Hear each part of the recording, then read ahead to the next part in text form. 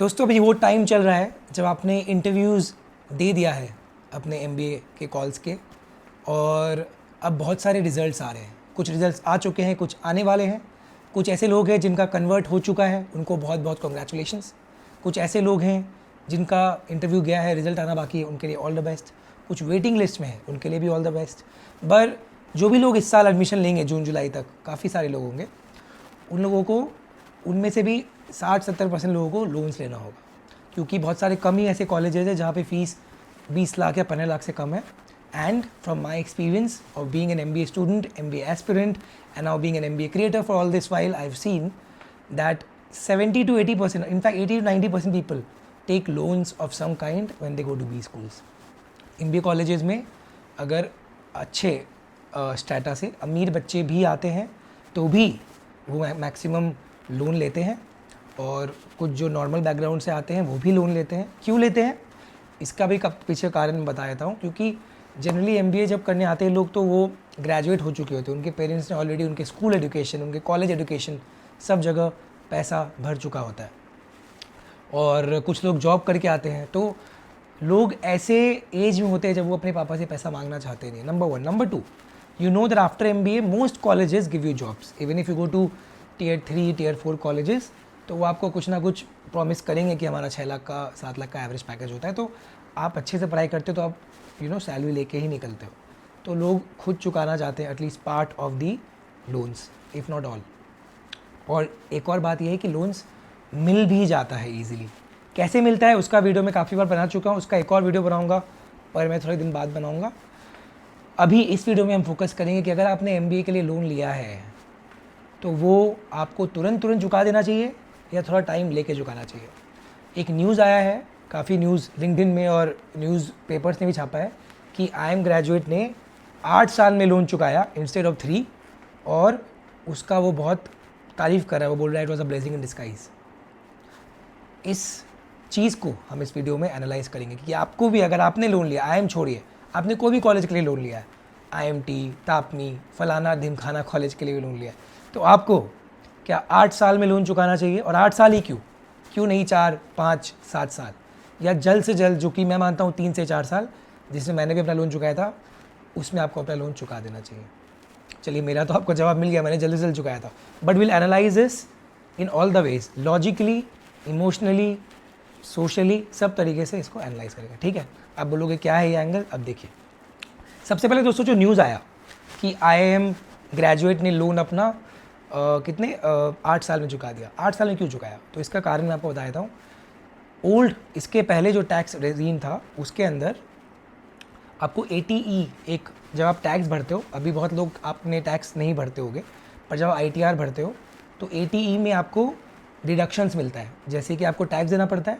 पर अगर आप एजुकेशन लोन लिए हो, ठीक है, मैं आपको सिंपल समझाता हूँ, अगर आपने एजुकेशन लोन लिया है, मान लीजिए 10 लाख का लोन लिया है, तो अब आप EMI भरोगे, तो EMI में आप प्रिंसिपल अमाउंट भरते हो और इंटरेस्ट अमाउंट भरना होता है ना। 10 लाख का आपने लोन लिया मान लीजिए 5 साल के लिए, तो अगर आप 9% का इंटरेस्ट पे मिल जाता है लोन, तो आप मान लीजिए, जो भी कैलकुलेशन में एग्जैक्ट नहीं कर पा रहा हूँ, बट मान लीजिए, क्योंकि रॉ वीडियो है, मान लीजिए 12-13 लाख का आप टोटल लोन चुकाते हो, ठीक है, 15 लाख का टोटल लोन चुकाते हो इन वॉट एवर टाइम, तो 5 लाख आपका इंटरेस्ट है, 10 लाख प्रिंसिपल है। तो जो इंटरेस्ट आप दे रहे हो ना, उस पर आपका टैक्स नहीं लगता है, वो मतलब आपका टैक्स डिडक्शंस मिल जाता है, वो आपके डिडक्ट हो जाते हैं टैक्सेबल इनकम से। ठीक है, ये एक पॉइंट होता है। आपने मान लीजिए वही, आप मान लीजिए 35,000 का EMI दे रहे हैं, अब आप 25,000 आपका उसमें प्रिंसिपल है, 10,000 का आप इंटरेस्ट दे रहे हैं, तो दैट विल बी टैक्स, उसमें आपको टैक्स बेनिफिट्स मिलेगा, इन शॉर्ट आप समझ लीजिए। ठीक है, ये आपको फ़ायदा मिलता है। इस वजह से बहुत लोग क्या बोलते हैं, ये पहला रीज़न हुआ। दूसरा रीज़न क्या हुआ, लोग बोलते हैं कि टैक्स, इस बंदे ने 8 साल में जो लोन चुकाया, पहले इस बंदे की बात करते हैं, इसने इसे चुकाया क्योंकि उनको 8 साल के लिए टैक्स बेनिफिट मिलता है। इंडिया में 8 ईयर्स तक आपको ये टैक्स का जो बेनिफिट है वो मिलेगा। ठीक है, 8 साल तक मिलता था। आज के रेट में न्यू टैक्स रेजिम में अभी ये एप्लीकेबल नहीं है, तो 8 साल वाला टैक्स बेनिफिट आपको नहीं मिलेगा। ये आज का एनालिसिस हो गया। ठीक है, तो ये बिल्कुल गलत है कि 8 साल लोन चुकाइए। 8 साल वाला फैक्टर ही आज एप्लीकेबल नहीं है। क्यों एप्लीकेबल नहीं है? Because at that point of time when this IIM graduate who's paid off his loan, now when he was paying his taxes, government had a different regime, now it is a different regime.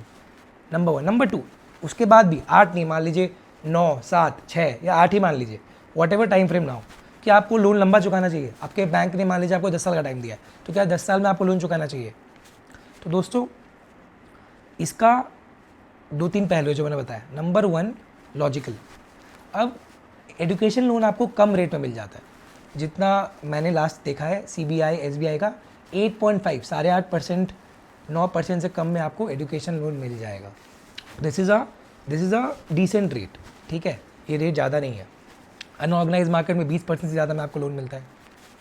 अगर आपका civil score ठीक नहीं है तो 10% से ज़्यादा में आपको बहुत जगह लोन मिलता है, लेकिन एजुकेशन लोन आपको 9 से कम में मिल जाता है। ये इंटरेस्ट अच्छा क्यों है? क्योंकि मान लीजिए आप गोल्ड में इन्वेस्ट करते हो तो आप 10% कमाते हो, मान लीजिए आप म्यूचुअल फंड में इन्वेस्ट करते हो तो आप 12 से 15% लोग बोलते हैं आप अच्छे म्यूचुअल फंड में कमाते हो। तो बहुत लोग क्या बोलते हैं कि यार देख, मैंने 10 लाख का लोन लिया है ना, मान लीजिए मेरे पास 10 लाख होते तो मैं वो 10 लाख का अगर म्यूचुअल फंड कर दूँ तो मैं 15% कमाऊँगा, और मैं लोन सिर्फ 9% पे ले आऊँ तो मेरे को 6% का फ़ायदा हो जाएगा। अब म्यूचुअल फंड वगैरह में एक कैपिटल गेन में आपको टैक्स देना पड़ता है, तो वो 15% 12-12.5% जो भी होता है वो आपका गेन्स पे होता है, उसको हटाइए तो मान लीजिए थोड़ा 1% हटा दीजिए आप, तो भी आपको 4 से 5% का फ़ायदा हो रहा है। तो लोग बोलते हैं कि 4 से 5% का फ़ायदा आपको बहुत ज़्यादा हो जाता है। मैं आपको एग्जाम्पल लेके बताता हूँ, यहाँ पे मैंने कैलकुलेशन किया है कि कितना फ़ायदा होता है। मान लीजिए कि आपने लोन का इंटरेस्ट रेट आपका 8 से 9% है, ठीक है, और आपका म्यूचुअल फंड 12 से 15% का इंटरेस्ट। अगर आप 10 लाख का लोन 9% पे इंटरेस्ट पे आप दे रहे हो तो आपको टोटल कॉस्ट हो रहा है 10.9 लाख, ठीक है, एक साल का 10.9 लाख, एक ही साल का बता रहा हूँ।